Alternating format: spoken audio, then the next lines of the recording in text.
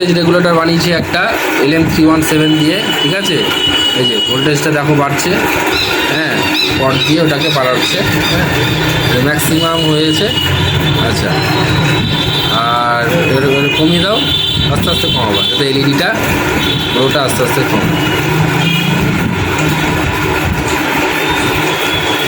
এই আস্তে আস্তে কমছে, আরও কম, আস্তে আস্তে আস্তে কমে গেল, আস্তে আস্তে আস্তে যে পুরো, ঠিক আছে। তো ভোল্টেজটাও একবার দিয়ে দেখ, চলো এখানে আমাদের এখন ভোল্টেজটা রেগুলেট করছে। দেখো এখানে ম্যাক্সিমাম করো না, একদম 0 থেকে শুরু করো, 3 পয়েন্ট 0 থেকে শুরু করো। ঠিক আছে। তো চলো 1.25 থেকে শুরু হয়েছে, 1.28, হ্যাঁ, এখান থেকে শুরু হয়েছে, ঠিক আছে।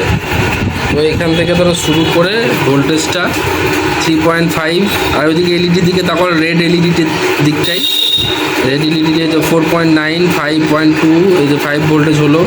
তারপরে আস্তে আস্তে আস্তে বাড়াও,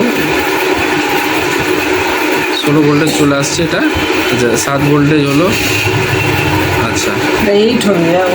আচ্ছা, এখানে মাল্টিমিটারের একটু সমস্যা আছে, এটা 8 হলো। আচ্ছা, এটা 9 ভোল্টেজ।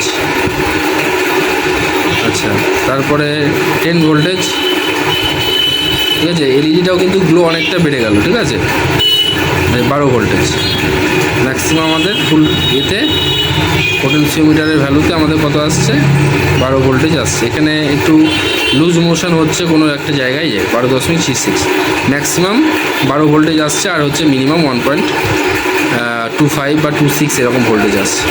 তো এই ছিল আজকেকার ভোল্টেজ রেগুলেটরের সার্কিটটা।